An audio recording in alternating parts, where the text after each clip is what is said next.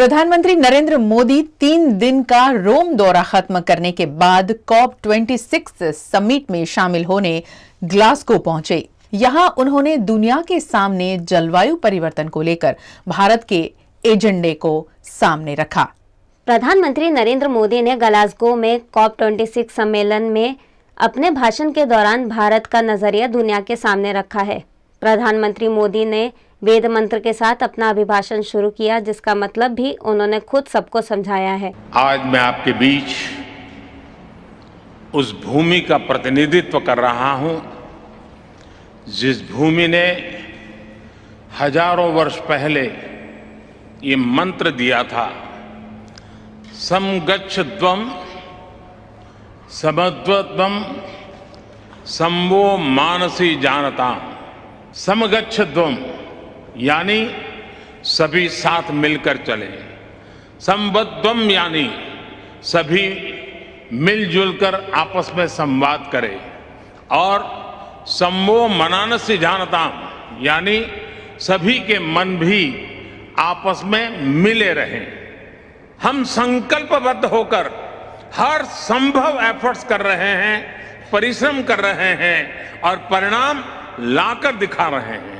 PM Modi ने COP26 के सम्मेलन में भारत के अब तक के सभी ट्रैक रिकॉर्ड को दुनिया के सामने उजागर किया। आज जब मैं आपके बीच आया हूं तो भारत के ट्रैक रिकॉर्ड को भी लेकर के आया।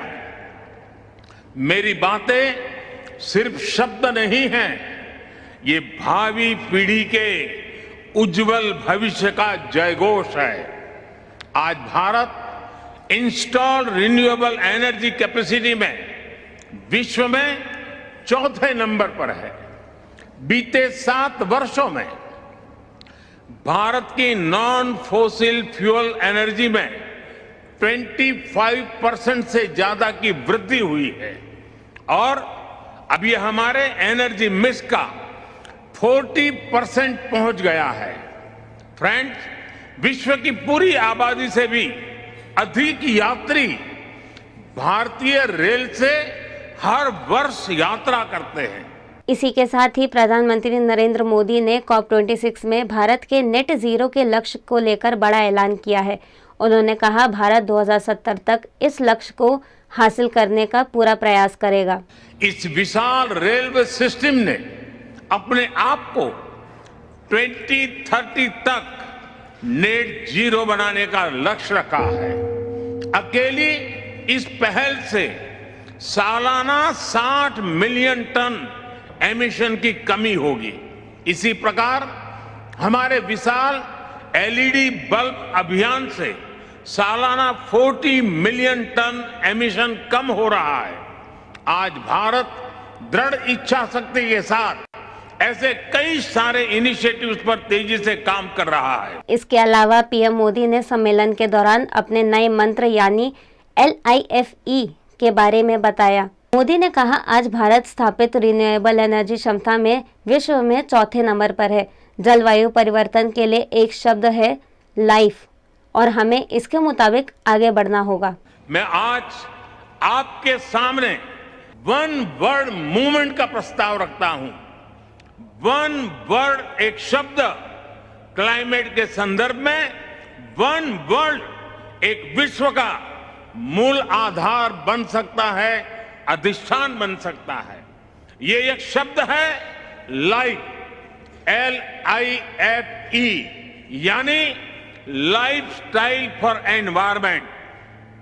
आज जरूरत है कि हम सभी लोग एक साथ आकर कलेक्टिव पार्टिसिपेशन के साथ लाइफ स्टाइल फॉर एनवायरमेंट यानी लाइफ को एक अभियान की तरह आगे बढ़ाएं।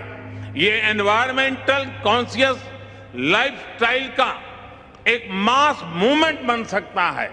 आज आवश्यकता है माइंडलेस और डिस्ट्रक्टिव कंजम्पशन के बजाय माइंडफुल और डेलिबरेट यूटिलाइजेशन की।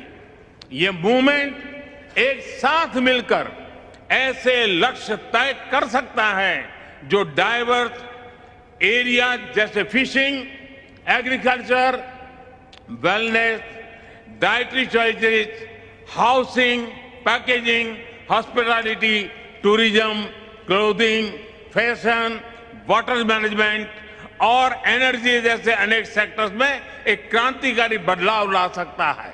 इसी के साथ ही पीएम मोदी ने COP26 के मंच से जलवायु परिवर्तन की समस्या से निपटने के लिए 5 अमृत तत्वों को भी सामने रखा है। क्लाइमेट चेंज पर इस वैश्विक मंथन के बीच मैं भारत की ओर से इस चुनौती से निपटने के लिए 5 अमृत तत्व रखना चाहता हूं, पंचामृत की सौगात देना चाहता हूं। पहला, भारत 2030 तक अपनी नॉन फोसिल एनर्जी कैपेसिटी को 500 गीगावाट तक पहुंचाएगा। दूसरा, भारत 2030 तक अपनी 50% एनर्जी रिक्वायरमेंट्स रिन्यूएबल एनर्जी से पूरी करेगा। तीसरा, भारत अब से लेकर 2030 तक के कुल प्रोजेक्टेड कार्बन एमिशन में 1 बिलियन टन की कमी करेगा। चौथा, 2030 तक भारत अपनी अर्थव्यवस्था की कार्बन इंटेंसिटी को 45% से भी कम करेगा।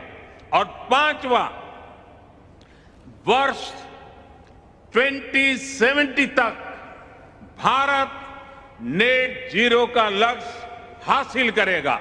और पीएम मोदी ने अपने COP26 संबोधन के अंत में भारत कैसे मौसम यानी क्लाइमेट के विषय में आगे बढ़ रहा है उसका ब्यौरा बताते हुए अपने संबोधन को समाप्त किया। आज भारत क्लाइमेट के विषय पर बहुत ही साहस और बड़ी महत्वाकांक्षा के साथ आगे बढ़ रहा है।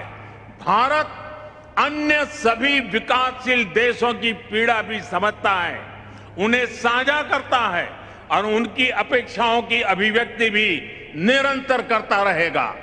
कई विकासशील देशों के लिए क्लाइमेट चेंज उनके अस्तित्व पर मंडरा रहा है, एक बड़ा संकट है। हमें दुनिया को बचाने के लिए आज बड़े कदम उठाने ही होंगे। यही समय की मांग है और यही इस फोरम की प्रासंगिकता भी सिद्ध करेगा। मुझे विश्वास है कि ग्लासगो में लिए गए निर्णय हमारी भावी पीढ़ियों का भविष्य बताएंगे और सुरक्षित और समृद्ध जीवन का उपहार देंगे।